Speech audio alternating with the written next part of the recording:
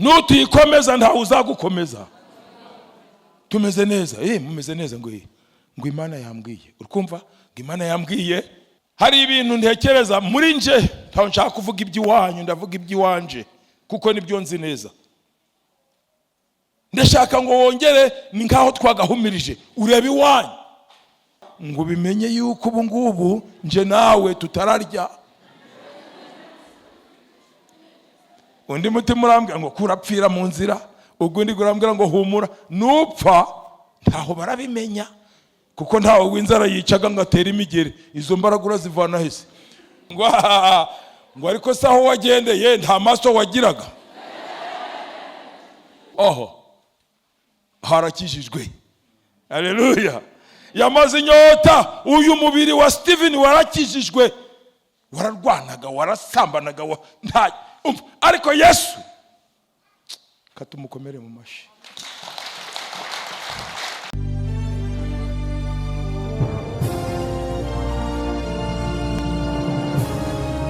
Yesu ashimwe cyane.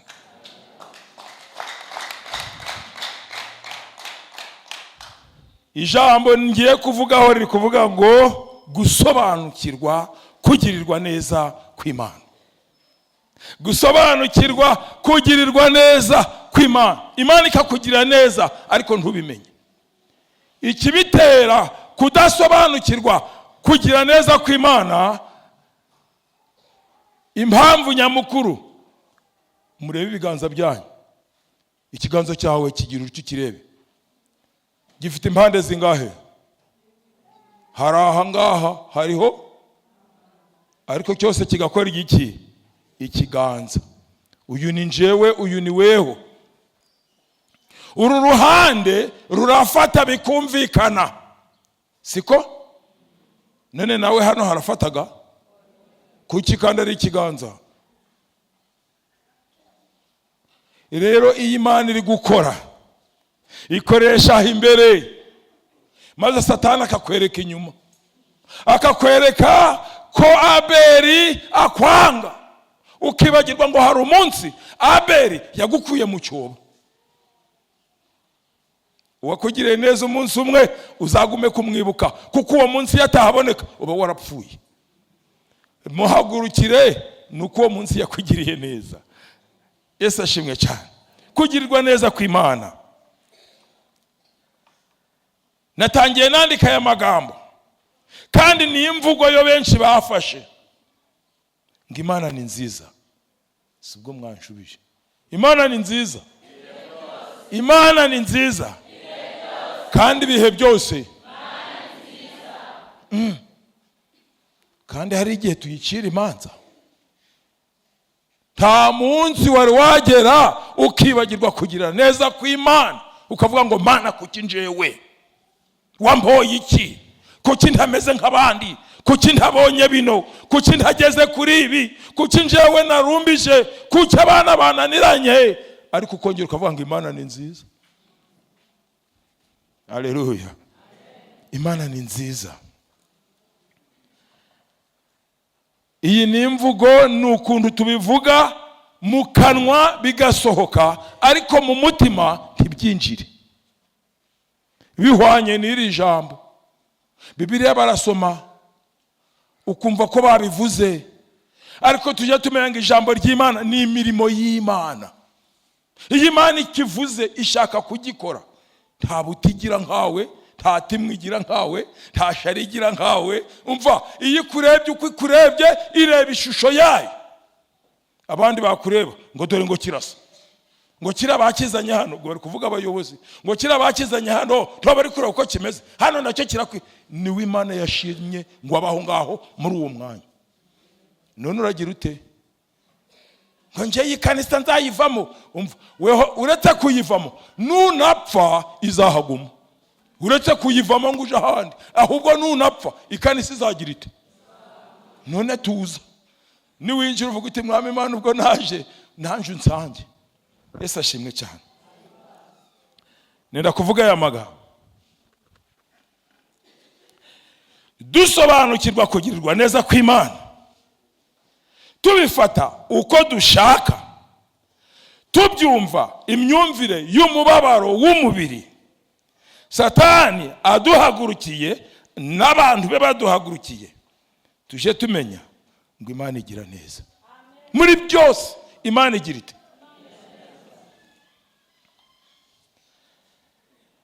Hari ibintu ntekereza muri nje, ntaho nshaka kuvuga iby'iwanyu, ndavuga iby'iwanje kuko nibyo nzi neza. Ndashaka ngo wongere ni nkaho twagahumirije, urebe iwanyu, urebe iwanyu.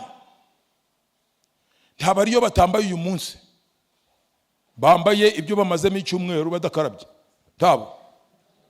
Noneho ko wambaye ubarusha iki? Haleluya. Akantu gake kakwigisha ikintu kinini, wongera uhumirize uvuga uti kuba ndi hano ni imbabazi ziki? Kuba wabyutse ni imbabazi ziki? Umva, niyo ndiye ibyo kurya kabimira kabirangiza bitanize, ndavuga nti Imana wakoze. Uretse mwebwe bari hano niba mu kanwa kanyu nta menya arimo, mwari muzi ko Imana mu kugira neza kwayo yaduhaye imipanga mu kanwa. Wari wirumaho? Wirumye niho umenya ngo ariko Imana nubwo igira neza impe n'imipanga yo kundema, amaraso akava. Urabuke bimize. Ariko mu mbabazi z'Imana, kuwa mbere urabiriye, kuwa kabiri urabiriye, kuwa gatatu urabiriye, ukwezi kurashize. Igituma udashima Imana niki?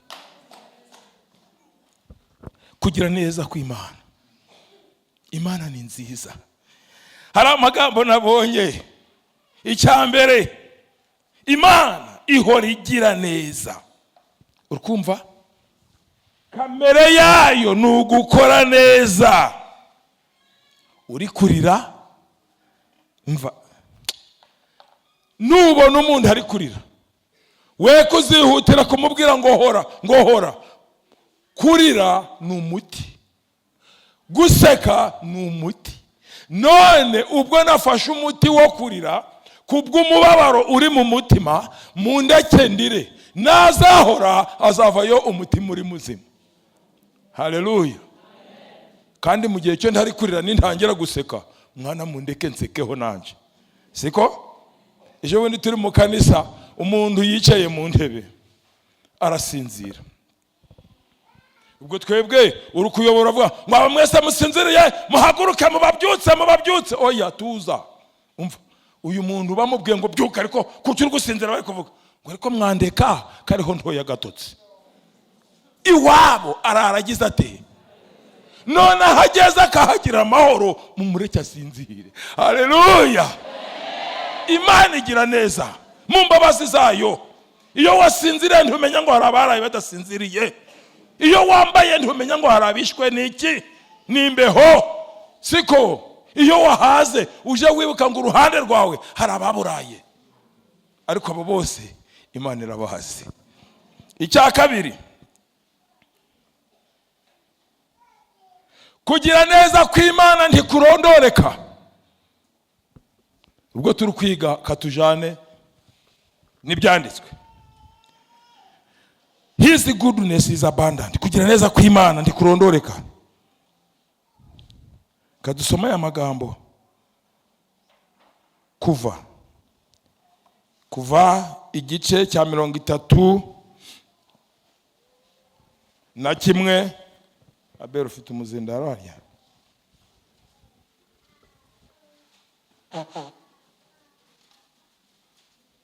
Kuva 31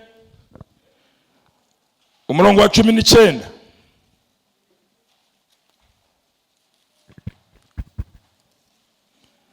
Kuva 31 umurongo wa 19.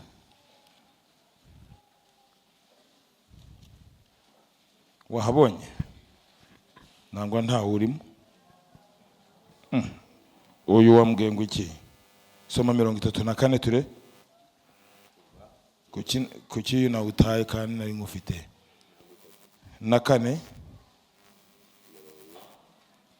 wa 6.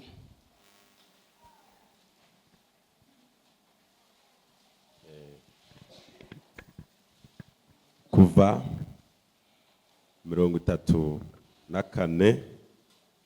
umurongo wa 6. Uwiteka anyura imbere ye aravuga ati, Uwiteka Imana y'ibambe n'imbabazi, itinda kurakara, ifite kugira neza kwinshi n'umurava mwinshi. Rekeraho. Uwiteka anyura imbere ya Mose. Mose yari yabwiye Imana ati, kushaka ngo njane ubu bwoko nzagenda nandi, ndashaka kukubona tujana. Hari igihe musenga ayo mashengesho, pastor yamfashije. Hari igihe dusenga amashengesho atagira umumaro. Hari igihe turirimba ibidafatitse.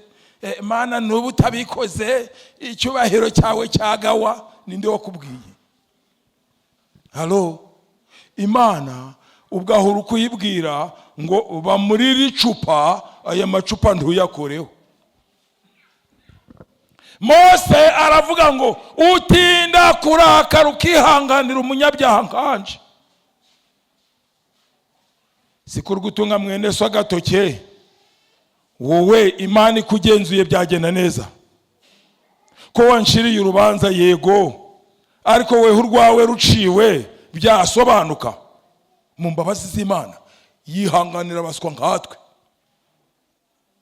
ikakwihanganira. Iri kuvuga ngo Steven Imana Yesu ari uruhande ngo Mana ihangane, ahari bwaca bukira Steven agahinduka. Mana ihangane, yahinduka. Bati nubisiba yarashize, ariko kuko nje nawe tutari twahinduka, kandi Imana ikaba idashanga umunyabyaha apfe, iracyakwihanganiye. Imana ni nyebambe. Kamvuga icya gatatu.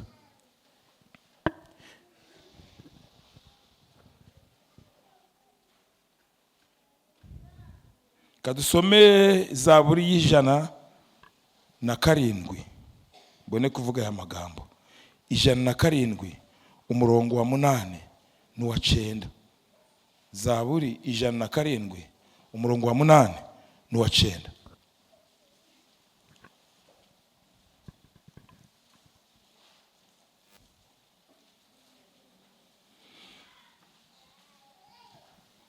Zaburi 107 umurongo wa 8 n'uwa 9. Abo bashimira Uwiteka kugira neza kwe n'imirimo itangaza yakoreye abantu. Kambasabe mu mbabarire duturuke ku murongo wa 6. Niho birumvikana, harimo abadafite Bibiliya bumva amagambo ko ari gukurikirana. Umurongo wa 6. Umurongo wa 6. Maze batakira Uwiteka bari mu byago. Yego. Abakiza imibabaro yabo. Abashorera mu nzira igororotse. Kugira ngo bagere mu mudugudu wo kubamo. Yego. Abo bashimira Uwiteka kugira neza kwe. Amina. N'imirimo itangaza yakoreye abantu. Kuko yahagije umutima wifuza, n'umutima ushonje yawujuje ibyiza. Yesu ashimwe cyane. Somye uyu murongo nibukijwe indirimbo muzo guhimbaza Imana ya 16. Muririmbaga ngo icyarya aba Yesu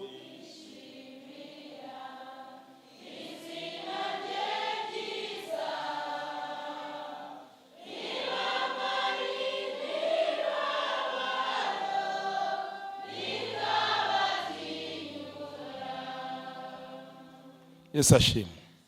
Aba Yesu bishimira. None ndi hari abarebeka bari kwishima kandi batari kwishima. Ndi hari abantu barebeka mu bandi bishima ariko batari mu mutima, nta kwishima kurimo. Akakureba gahekenya amenyo, ariko kuko uburyarya butwuzuye wahagera akisetsa. Mu mutima ari kuvuga ngo kije kwenda iki, ariko inyuma wakoze kuza. mwakwemera mukababo muri bo, mukababo muri bo. Imana yacu igira neza, ihaza abashonje kandi ikagira neza. Abanzi bakamenya ibyo twaciye, ibyo naciyemo. Namaze iminsi 4 ntazi kurya, ariko iyo bavuze ngo ariko twakwiyiriza ubusa, wumva uri mu gihano. Wabyimenyereza ko icyo gihe kizagera mu buzima. Nashakaga transport yo kumvana i Kampala ibihumbi 15, mfiteho 10. Ndeba umuntu w'umuvandimwe nk'uyu, mwene data ko ntashaka kukurusha, wambe ibihumbi 5 ngataha ko nta murimo mfite hano. Ati si mwana nazi kwima, atusanze nzihaye abantu, ihangane iminsi 3 ndazibona nziguye. Ampa inzu yo kuraramo, irimo uburiri, irimo umufariso, iriho uburangiti, iriho igitanda. Munsi ndebyeyo nasanze y'ibesani n'ikidomora cy'amazi. Ubwo iryo joro ndaryama. None uramubwira ngo none ko ndaye ntariye kandi ariko gushakira transport nirirwamo, ahubwo iyo nifatira ibihe byo gusiba bikamenyekana. Nukwirwamo gutekereza bitagira umumaro. Nirirwamo ndongera ndaramo, nirirwamo nongera ndaramo. Ku mugoroba ngo Steven urabizi, ntego sebo ngo bya 5 nabibonye. None ubwo ndamubwira ngo none ko nda kugenda ntahurangurira hako kurya. Bati gusaba n'ugusaba. Mwana urabora arabara 5 bigera biguhe, ibisiga bisubize hano. None nuko ndafata agakapu ndagenda ngera mu basi ndicara. Mwami Imana ndatashe, wakoze kumpa transport. Nageraho bari kunyura mu dirisha, ngo gonja mucomo nje nkabwirinda ngo bimenye yuko ubu ngubu nje nawe tutararya. Undi mutima urambwira ngo kurapfira mu nzira, ugundi gurambwira ngo humura nupfa ntaho barabimenya, kuko ntaho w'inzara yicaga ngo atera imigere. Izo mbaragura zivana hese. Baragira ngo wasinziriye mu basi, nigera Gisoro babona utavuyemo, nibagukoraho uhirime, ariko umubiri wawe uraba wageze iwanyu. Mu mbabazi mbone ngeze he? Ndi ku munsi wa 4 kandi ubwo ngiye kugenda kilometer 20. Agakapu ngashira hano ndagenda, abazi Busanza ngeze iriya hariya Kaguhu kurira gasozi nkaka. Ubwo kukuru kwanga kumpagarika basi nuko yakuba. Mwami Imana muje murasoma Bibiliya, ijambo ry'Imana wabivuze mwene data ndaryoherwa, riraryoshe. Nibuka ijambo nari narasomye ngo Samusoni bamaze kumufata, bamaze kumuvanamwo amaso, bamuhindura umusyi, arimo ari gusya, ananiwe, aravuga ngo Uwiteka niweho mbaraga zanje. Nanjye ndarivuga ndi Mwami Yesu niweho mbaraga zanje. Narabyumvise mu ijambo ryawe, none fata kuri aya mavi ari gutetemanga. Mwana Yesu arahafata, urugendo ndarugenda ngera mu rugo. Ahaza abashonje kubwo kugira neza kwe. Twagize intambara mu dayosisi ya Muhabura, mbura umushara w'imyaka 3, umugore abura umushara w'imyaka 3. Abadusangaga hariya mfite abana b'abarongo bageze ngaha. Rimwe ndabyibuka abo bana sinzi aho umugore yaravanye isente, agura utunyanya, bamaze gukata batereye muri kabuto kariho. Umwana muto ashikira kari akantu gasigaraga bamaze gukata inyanya, agafata agakura icyanyina nkiyi, murakareba karagakondo aragatamira. Undi nawe baramubonye ngo dati we nganyimye urunyanya. Ubwo nicaye hariya, umugabo ngaho Satani arambwira ngo umugabo ngaho utashobora kugurira umwana urunyanya pe mu mufuka ntacyo mfite. ndahaguruka mva mu rugo ngenda ari kubwira Imana, ariko Mana mari imyaka 3 ndi gukora ne kubona nizo kugura urunyanya weho ndubireba. Nagiye kugera mu town mpura n'umuntu ngo Steven ngwinana ndaza ngo meze mute ntituri sawa, nenda mbwira ngo ndakanyanya turi sawa, nutikomeza nta uzagukomeza, tumeze neza. Mumeze neza ngo Imana yambwiye, urkumva ngo Imana yambwiye ngo tutundu avana y'imitwaro 3 ngo tutundu uje kutwifashisha mu rugo. Haleluya. Ubwo rero umugabo ugize agashiringi ku mufuka yinjira mu rugo na wenyine nta kuntu anameze neza. Ubwo icyo twari twabuze turakibona. Imyaka 3 Imana irategura ngo Steven tuzicwa n'inzara. Haraho nabonye miliyoni mpura n'umugabo hariya witwa Bitababaje muramuzi Muganza. Duhuye nambwira nditama mfite miliyoni ku mufuka kandi ho nshaka kuzirya, nshaka ngo zizave mizindi. None kucuruzaga inkora zijana mu Kongo inkani zingahe ngo ni 800,000. Nje ngo haye miliyoni, iyi miliyoni uzaje urayicuruza maze nujanira yinka ujuranye 100,000 gusa. Ubwo kinzara yari iri kwitorora njewe naye ndi kumushara w'100,000 bya buri kwezi. Haleluya. Bati Imana ni nziza. Abo duherutse guterana hamwe narababwiye ntikirababaje gusanga mwebwe abato mudashaka kumenya Imana.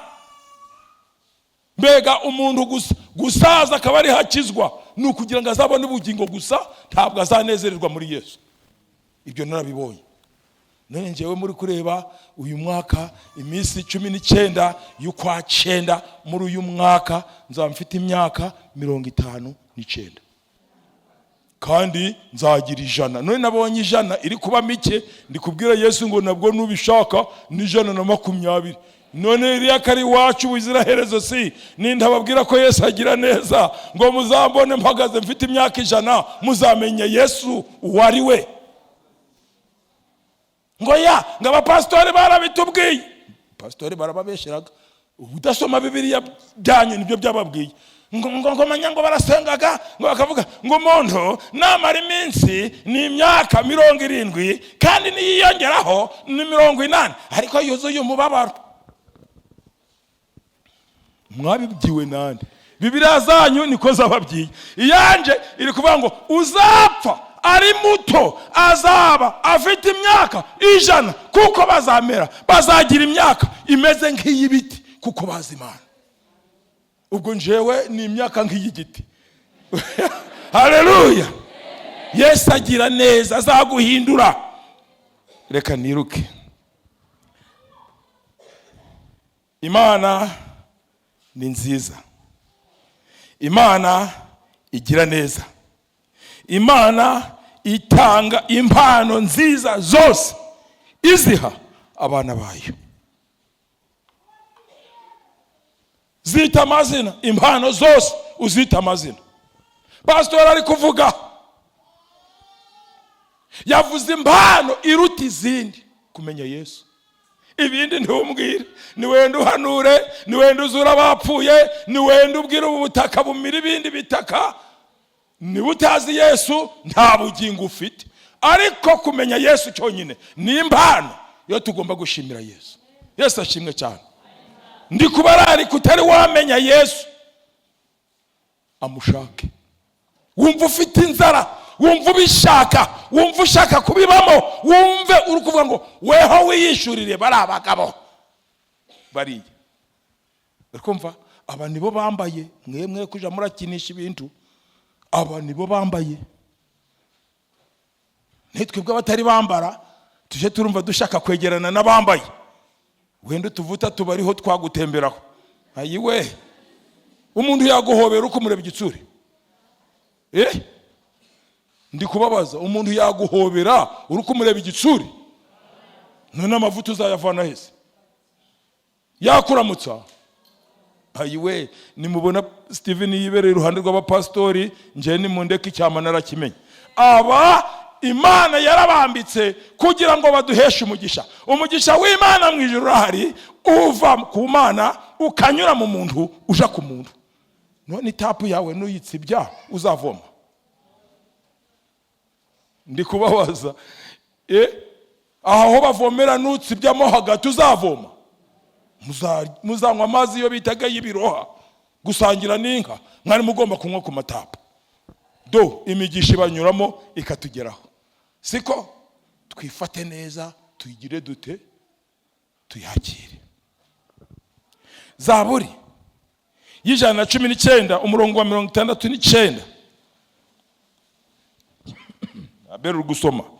N'Abaroma igice cya 8 umurongo wa 32. Zaburi y'ijana na 19 umurongo wa 68. Umurongo mugufi ariko wawusoma. Uvuga ngo uri mwiza kandi ugira neza. Ongera. Ujunyigisha amategeko wandikishije. Rekeraho. Subiramo. Uri mwiza, umva uko babivuze, kandi ugira neza. Ujunyigisha amategeko wandikishije. Uri mwiza Mana kandi ugira neza. Uyu muntu yarakanditse ngira ngo nawe byaramuryoheye. Uri mwiza kandi ugira neza. Ubwo iyaba nzi kuririmba mba nabivuze ngo kandi neza we, ineza yawe narayibonye, ineza yawe yangezeho, ineza yawe yarampinduye, ineza yawe yaranyambitse, ineza yawe yankuyeho igisuzuguriro kuko uri mwiza. Wabyita amazina. Imana ni nziza, ikuvana mu mucucu ikakwicaranya n'ibikomangoma. Indirimbo y'abari abahungu abakiga baririmbaga ngikuvana he ikakune ngikuvana ni muki ikuvana wakoze ikuvana muri gasasiro, umva ikagukarabya ikagusiga ikakwambika ikakwicaranya n'abandi. Weho wari utazi kuvuga atangira kuvuga, weho barebaga ntacyo umaze ikakwita izina, weho wari ufite igisuzuguriro ikakigukuraho ikakwambika ubwiza kuko ari nziza. Yesu ashimwe cyane. Imana ntibikora nk'abantu ngigushakamo inyungu hari y'Imana igushakamo nukugira ngo ukizwe uzabona ubugingo. Imana ni nziza. Abaroma igice cya 8:32. Nashatse imirongo myinshi ariko muyihanganire mu byumve, ndi kuvuga ku gusobanukirwa, kumenya ko Imana igira neza. Ari kuvuga ngo mbese ubwitimanye umwana wayo. Iyo Mana ubwitimanye umwana wayo ikamutanga ku bwacu, ikamutanga ku bwanje nawe. Izaburite kumuduhana n'ibindi bintu byose. Ubwitanze kuduha umwana wayo. Umva yari ifite umwana umwe, ariko Imana ntiyamugundira iti ndamutanzeho ikiguzi. Izaburite kumuduhana n'izindi mpano zose. Hari ijambo narishatse mu gifumbira riranga uko narishakaga. Hari naryita ikintu utashobora gusobanura n'umunwa. Impano Imana yaduhaye y'umwami wacu Yesu Kristo ntaho twashobora kuyisobanura ngo yumvikane uretse Yesu akwihishuriye. Niho wamenya ikiguzi yatanze. Umva itanga icyo kiguzi igiha abantu batayizi,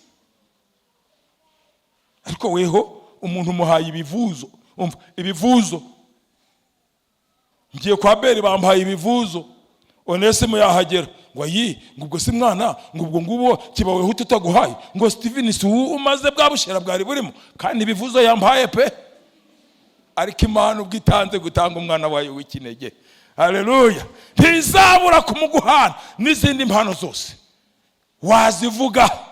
Hariho impano yo kumenya Yesu, hariho impano y'ibyishimo, hariho impano y'umunezero, hariho impano yo kuvuga ubutumwa, hariho impano yo gusengera abandi, hariho impano yo kwakira abashitsi.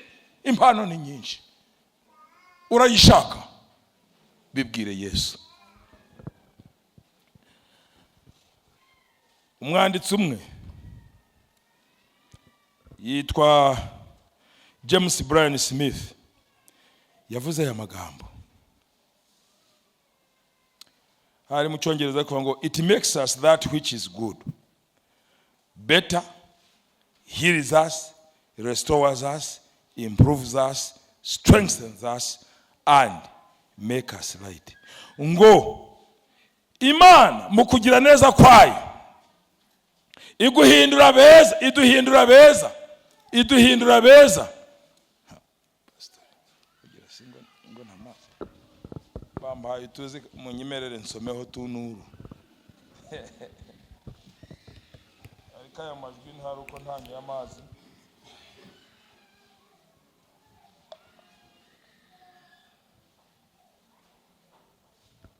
Imana iyo imaze kugushikira, murabisobanukirwa uko niko bisobanukirwa, birakomeye kugira ngo ubane n'umunyamwanda uri umunyesuku. Turi kubyemeranya? Kubana n'umunyamwanda uri umunyesuku birakomeye, kuko buri gihe nta wakwemera kwihanganira kunyura mu mwanda. Iyo nkubwiye ngo vana iki kintu ntukivaneho, ejo nkakubwira kivaneho ntukivaneho, kaba nshoboye guhaguruka ndabyikorera. Njyewe ndiho nyomba, Yesu yamvanyemo kuyomba, yamvanyemo no kwitotomba. None nkubwiye nti mbese iki irasahani mwana wayivanaho, nkabona weho ubu ngubu ikibazo kiriho na amasimu papa ye mwana wavana irasahani, nkabona ubaye bize mu sahani mu simu yawe. Isahani yanjye ndayifatanyijane ninyigezayo nyiyogereze. Ikibazo n'ugusanga weho wariye ntuyuzi kuko yanje nayogeje. Haleluya. None birakomeye kugira ngo bane n'umunyamwanda. None Imana ireba aba banyamwanda iyo bazanye irabakarabya kugira ngo base n'Imana, ikabavanaho ubushwambagara, ikabambika imyenda yo gukiranuka. Haleluya. Maze ikaduha ku mpano zayo. Weho wahoraga uruguhekenya amenyo ikaguha umunezero. Haleluya. Hariho babandi kera twe twarahagararaga balance ikaba ntoya,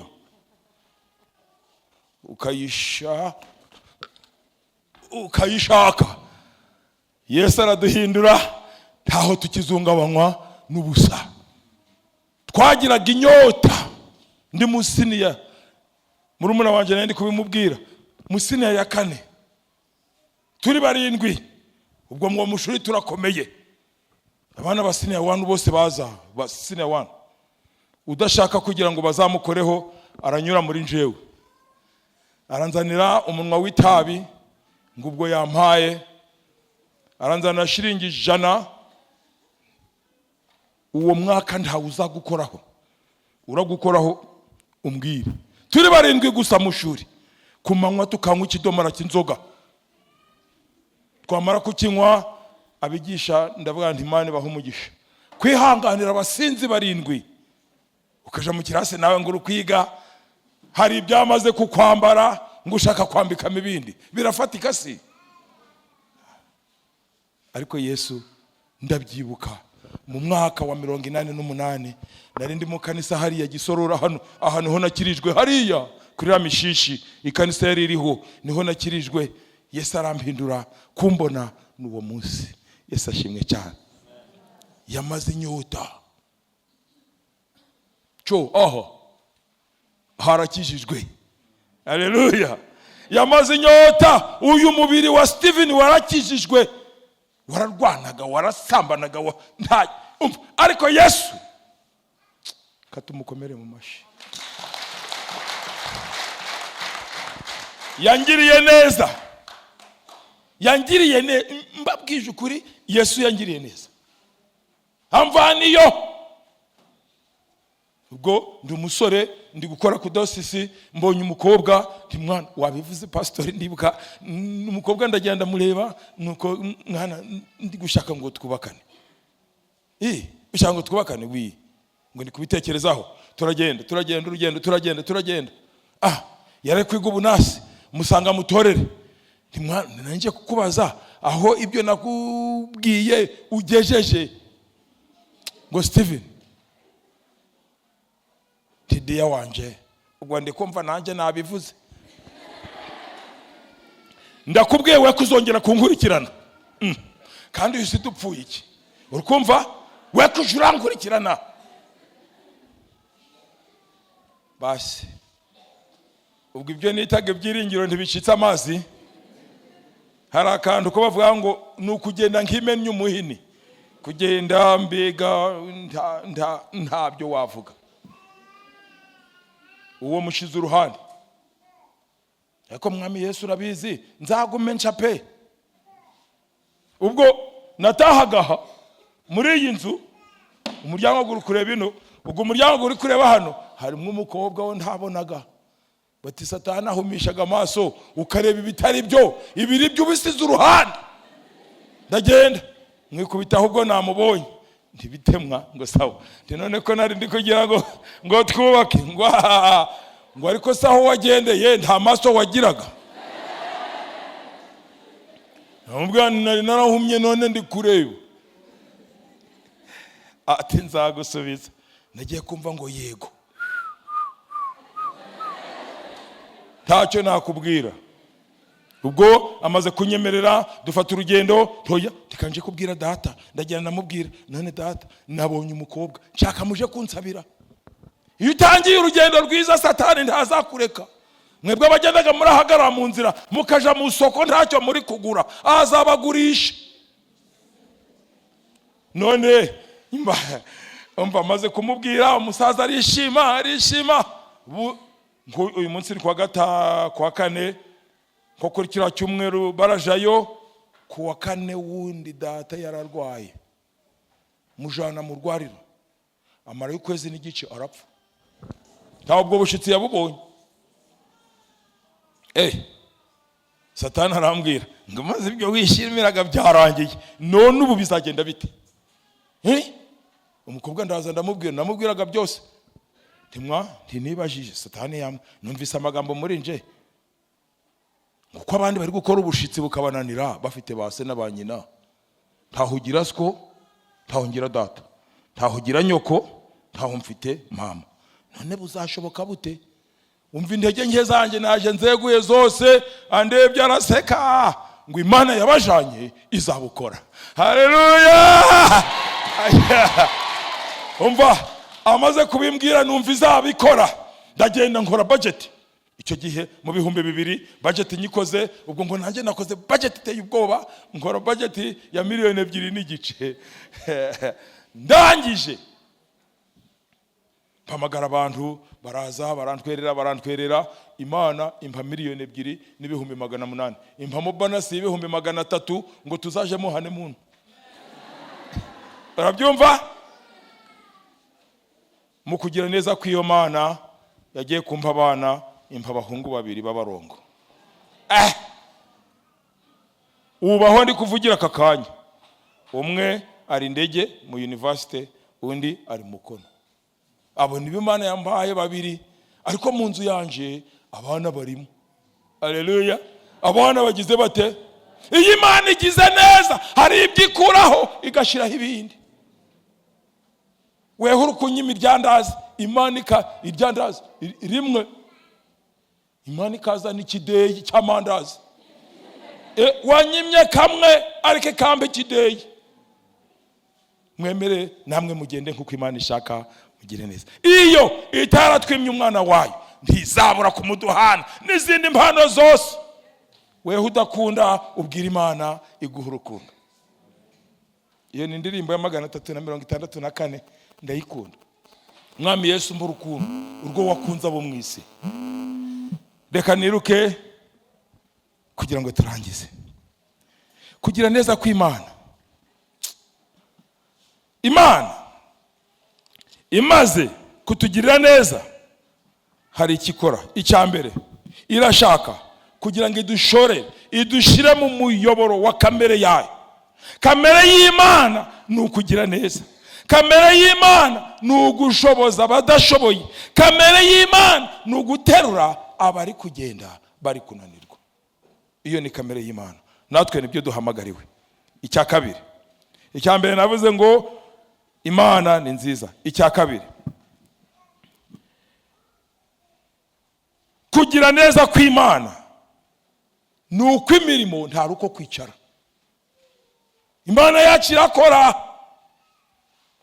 Narebye nenda kubivuga mu magambo kugira ngo tugende vuba. Muri uko kugira neza kw'Imana yaremye isi, siko mutangirira n'ibirimo, iraza ishiramo n'umuntu, iha umuntu ubutware bwo kuyitegeka, gutegeka isi n'ibirimo, maze imuha ikindi icyo twita free will, kwitekerereza ukagira ihitamo uko ushaka. Umva Imana yacu ni nziza. Yewe byose biri imbere yawe, uhitemo uko ushaka. Ariko iwanje tugenda dutya, tugenda dutya, tugenda dutya. Muri kwa guhitamo k'umuntu ahitamo nabi. Pastori yabivuze, ibyo turi guhoramo nabyo iki gihe ni ingaruka z'icyaha cy'icyo gihe. Mu gice cya gatatu turi kwinjira ku murongo kuva wenda nko ku murongo wa 9 kukugwa k'umuntu kugera ku murongo wa 20, hari kuvuga ko Imana yaje ishaka umuntu, isanga yihishe, isanga yavuye mu mwanya we, isanga yambaye ubusa. Imana imena amaraso, ibaga intama nangwa ihene, yongera kwambika umuntu ubwiza. Uko no kugira neza kw'iki kw'Imana. Abaganda bagiraga umugani wo numvise, akavuga ngo ako noweka tokalinda kusambataka, ngo umwana uzaheka ntumumazurume. Imana murako kanyiraza yongera iramwambika. Ntabwo kwabaye kumwambika gusa, yahinduye n'amateka, ngo umwana uzavuka nta bushuti bwazagirana n'inzoka, ahubwo nayibona azayimena umutwe. Ariko n'inzoka nayo nimutanga izamukora iki? Izamurya igitsi, nicyo gatsi kano k'inyuma n'agatsinsino. Ariko wowe uri gukinisha Satani ayo mateka urayazi. Wewe uri kugenda uko ushaka, uzi ko Satani yakubonye ahekenya amenyo. Ngo Satani wacu ntahekenya amenyo, nta kibazo. Nyoko wanyoza yahekenya mu mwanya wa Satani. Iso nanga so wanyu azayahekenya mu mwanya wande. None ababyeyi bari gufata abana babo bakaba bagira Satani, nta haribo babibyariye. Abari gufata abana bakabajugunya mu shamba, nta haribo babibyariye. We gukinisha Satani nta gushaka. Noneho mu mugambi w'Imana maze gutekereza ibyo bintu, nageze mu Bagalatiya igice cya 4 umurongo wa 4 n'uwa 5. Dusomere tugende mwumve uko umugambi w'Imana. Nitumara gusobanukirwa kugira neza kw'Imana, tuzahagendera mu mugambi w'Imana. Abagalatiya igice cya 4 umurongo wahabonye mugabo, umurongo wa 4 n'uwa 5.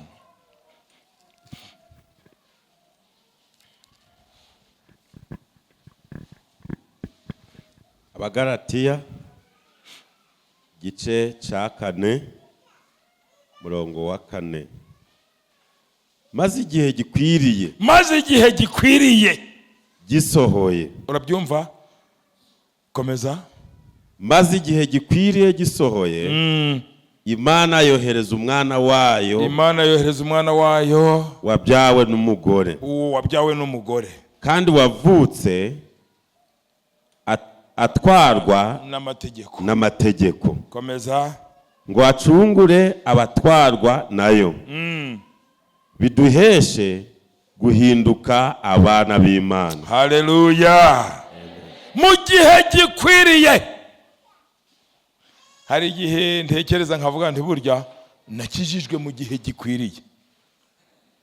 N'abandi nibizambaguze, inshingano yawe ni yihe? Niyo kubasengera. Mwami Imana na Steven umwibuke, Mwami Imana we kurambirwa, umwibuke umwibuke umwibuke umwibuke imbere y'Imana no gutitiriza. Iswakaza yasinze uyu munsi, Mana umwibuke umufateho umufateho. Mu gihe gikwiriye Imana izamwiyereka. Nasomye igitabo, umugabo w'umubwiriza butumwa yarafite murumuna we wanze gukizwa, akaguma amubwira ibyo gukizwa aranga. Hanyuma y'imyaka 15 ari kubwira mwene nyina buri munsi, yanga gukizwa. None wa mupastori arapfa. Apfuye mwene nyina abona uko isanduku iri kumanuka. Yarabimbwiye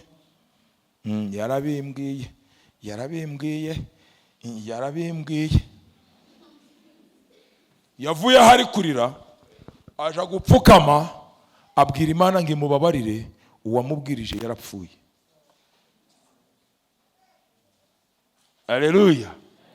Ijambo pastori bati wabivuze ndabyumva. Ijambo ry'Imana ntirivugirwa ubusa, weho bivuge ni wo murimo wawe. Ibizavamo wenda izo mbuto zizamera utakiriho. Ariko wakoze iki? Waraziteye. Mu gihe gikwiriye Imana iduha umwana wayo. Amaze kuza yakoze iki? Abakolosayi igice cya 2 imbere y'Abagalatiya nuko birinduraho gake mukava mu Befeso mukinjira mu Bafilipi n'Abakolosayi. Umurongo Abakolosayi igice cya 2 umurongo wa 13. ari kuvuga ngo kandi ubwo mwari mupfuye, icyaha kimaze kudutwikira, muzize ibicumuro byanyu, ibyaha byakumize, no kudakebwa kw'imibiri yanyu, imibiri yanyu idakebwa nk'uko amategeko yarameze.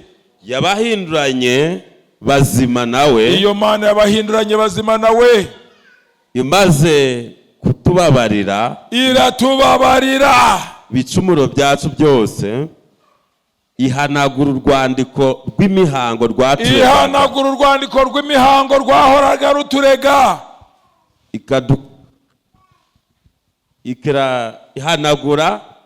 igahanagura urwandiko rw'imihango rwaturegaga, ikaruhinduzaho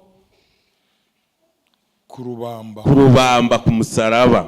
Yego 15. Kandi maze kunyaga abatware n'abafite ubushobozi, ibahemura ku mugaragaro, ibivuga hejuru bw'umusaraba. Wakoze. Hari umurimo Yesu yakoze. Dupfuye tuzizwa ibyaha n'ibicumuro. Harega amategeko yari inyongera y'imitwaro twari tugomba kwikorera. Yesu abibonye toya, amateka nahinduke, kwa pastori nahinduke, imuvanayo, kwa pastori nahinduke, imuvanayo, nawe nahinduke, nanje nihinduke, ibavanaho ibyo byose byabaregaga, ngibababarira ibyaha byabo byose. Haleluya. Uri muri uwo muryango wababariwe, uri muri uwo muryango wamaze kubabarirwa, usubira inyuma. Amaboko ya Yesu aracyariho kukwakira, kuko Yesu yabikoze ntiyigaruza inyuma. Icyategereje nuko kubona wemera uti Mwami Yesu we, no muri rugendo dore nikubise hasi, ariko wakongera ukanyakira. Satani yanteye ibyondo, wakongera ukampanagura. Niwe huza umuti uyu mutima uhorurira, niwe huza umuti w'urwango mporana, niwe huza umuti w'agahinda ko mu mutima. Ubwo urwandiko rwandegaga warukuyeho ukambabarira byose, nibi nabyo ubikureho. Yesu ashimwe. ndi kugira ngo ngende vuba. Aya magambo yatekereje, waje hano arwaye yagenda ari kwiruka. Oya ngaye, kuko ubwo Imana yabivuze, Satani naceceke rero. Iyo kongera kubwanga ibyawe ntibishoboka, bati n'ibyanje byarashobotse, none n'ibyawe bigira bite? Pastori yababwiyeho bike, nibye byarashobotse, n'ibyuyu byarashobotse, none n'ibyawe nawe byagira bite? Ibyo bigutera ibyiringiro ngo iyashoboye ibyabariye, n'ibyanje yagira ite?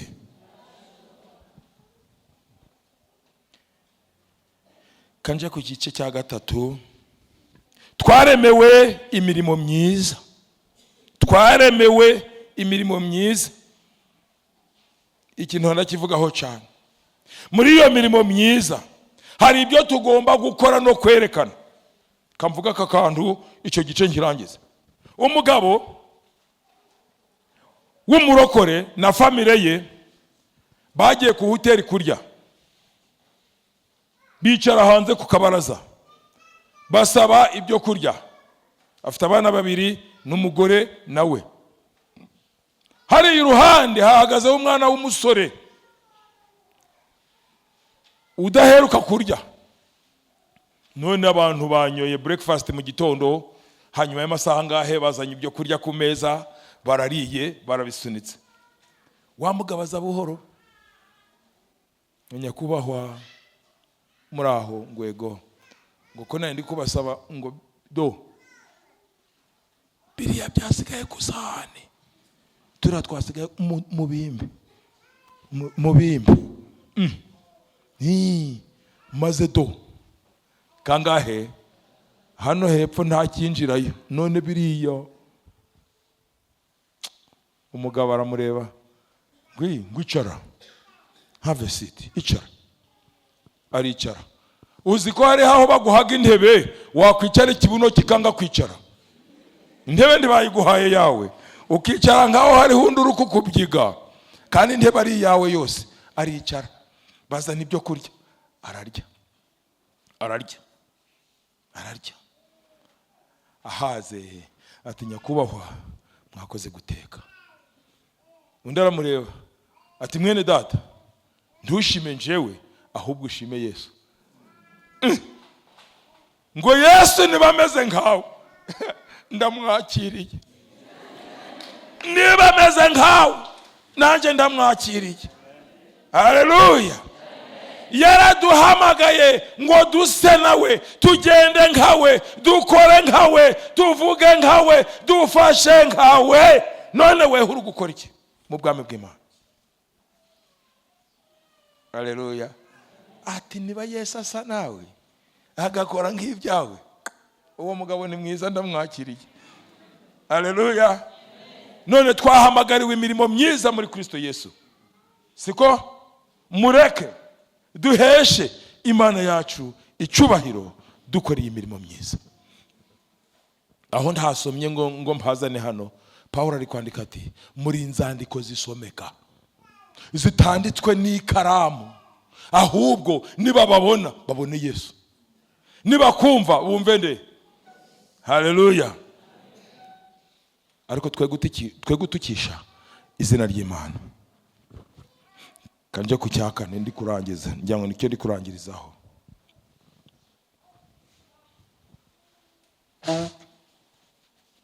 Imana yaturemeye gukora. Muri abakozi manye. Abo pastori wabivuze, inoti zanjye wari kuzisomera iki? Muri abakozi.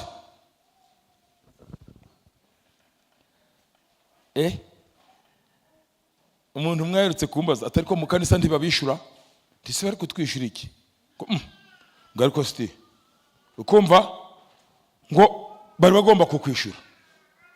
Iyo ndi seseme nkora bwa church warden, nkaba ku parish council, nkaba mu finance committee, nkaba ku archdeaconry council, ndi chairman management committee seseme primary school, ndi ku gakiko ka Potters village mu Rwariro, ndi mbaze ngera ku bukiko 15. ngo ibyo byose urabikora, ibyawe ukazabikora ryari? Niko bambajije. Ndavuga nti ubwo Yesu yemeye ngo nkora ibye, n'ibyanje azagira ate? Haleluya. Ntabwo ubasha gusanga umurima wanje waraye.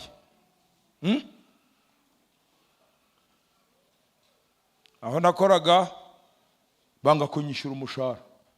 Wero baranyishuraga, ariko umushahara wo nakoreye mu 2011 bosi wanje arapfa, Bishop Sharita amaze kunyongera umushahara kuwuvana ku 150 ngo anshire ku 400. Mukaraga sende icyo gihe, none umusaza arapfa. Abasigaye ndabasobanurira, mbasobanuriye bicaye bandika mu nyandiko yabo ngo ibyo yatubwiye ntabihamya. None nagiye gusoma ibyo bintu binsubiza inyuma, ndavuga sinone iyo mpaba bakaba ngo ntabihamya, sinari ngomba kubabwira ntibaje kumubaza iyo yagiye niwe ndi kumubeshera. Sente barazinyima banshira ku 300, 770 ndakora. Covid nize, Covid ije fashe mu mufuka, numvishe mfite umudusende, nabonye agashara ndiruka, abana bari kuza mu rugo. None niba bazamara nk'ibyumweru 2 bazarya iki? Gwe mu wanje twe turi nk'abantu 9. Ndagenda ngura posho agahunga ibiro 25, ntaho nigorora. Isukari ibiro 10, ntaho ndi mu bintu. Ndagenda ngura umuceri ibiro 25, ntaho ndi mu bintu. Covid kigiye kuza sira. Iyo tutari gukora turaryaga. Allo, iyo tutari gukora turya cyane. Hanyuma y'icyumweru ibiro 20 by'isukari byari byarangiye, ibiro bya ubuhunga bwarangiye. Yewe ni mwami Yesu, noneho biranshikiye. Ubu ntaho iwacu ku cyaro nto wagenda n'ipiki, ubwo babihagaritse byose. Ariko Yesu nabyo urabizi, mu Covid Imana iratwambutsa, ntawishwe n'inzara. Iwanya ariyo none mwakomera Imana mu mashyi ko yabarinze Covid. Ubwo Covid irarangiye, tikaniruka abana bagiye mu sine ya 5, tikanandike kangende mbwire bose wasigaye, sebo mwanyongera agashara. Ati turabitekerezaho. None sikari bo bari mu ntebe, turabitekerezaho. Hashize ikindi gihe turabitekerezaho. Hashize ikindi gihe umwaka nturangiye, fata agakaramu. Chairman w'urukiko rutegeka nabukorana nabo, ndabandikiye ngo muntekerezeho nanje munyongera iki? Agashara. Umugabo ndagenda ndabimuhereza. Muvuze pastori wavuga ngo ntahari, ariko njewe mu mutima wo mu mutima ndarumuha. Ararusoma ngo mbese ibintu byo wanditse, arabifata ngo mpahagaze aterera mu gatonga karaho. Uravuga ngo iki? Nuko ngeze nyuma ndavuga nti mwami Imana ni weho wampaye abana, uzabatangirira. None uzabatangirira, wa Mana we uzatangirira barabahungu. Njewe narasomye ntaho nabigejeje kure, mbiterateranije narangije nka sine ya 6, ariko ndarangirira aba bana banje bazaja mu university, bazasoma degree ya mbere, bazasoma ya 2, uzabatangirira Mana. Nsubiye ngiye kwandika, ndandika uko abana mu gitongore nakoreragamo cy'abana ko abana bagomba kubona fizi zabo. Sinanje gusenga si bate mumenye go gusenga ni imbaraga. Ndangije gusenga ndabivuga, ndandika, ndi kubyandika ntatimwe mu mutima, ndabyohereza. Abazungu ntombazi, ntonzi nuko basa, ntaho nayi numva uko bavugaga. Bigezeyo ngo urwariko rwabo twarubonye ruri kuvuga ibyifuzwa by'abana mu bishaka ryari ntukwambere kuri gutangira. ngo ariko siko wavuze iby'abandi ngo nawe nta byifuzo ufite. Aba ngaba mbabwire yuko mfite umutwaro kaba bana benda kuja mu university kandi amashiringi ari menshi. Ndavuga nti ndabifite, ariko nimusenga muje musengera abana nanjye munsengere kugira ngo bashike kandi mbone icyo kubatangira mu university. Ucyo niko nanditse. Hashize nk'ibyumweru bibiri nagiye kongera kubona mbona aranyarikiye ngo bifuza iki. Umva umushonji kumubwira ngo urarya, ngo ariko urarya, ndashonje ngo ndarya weho. Ndi nshaka udusente two kubafasha, nsaba nkizo nsabiraga abandi bana. Nagiye kongera kumva hanyuma y'imisi nk'ibiri ngo nyoherereza account yawe turebe na hari kizaboneka. Ndayohereza nkicara nkavuga ariko ibi bizacamo, ayo magambo arazaga mu muntu, ibi ngibi nubwo uko byandika bizacamo. Ibindi ntiwasenze ngo Imana itangirire abana. Mukanya nagiye kubona mfashe isimu nibereye mu rugo, nagiye kumva ngo titi, murabyumva bya bindi bya message mu kurebaho ngo ku account yawe hagiyeho miliyoni 7.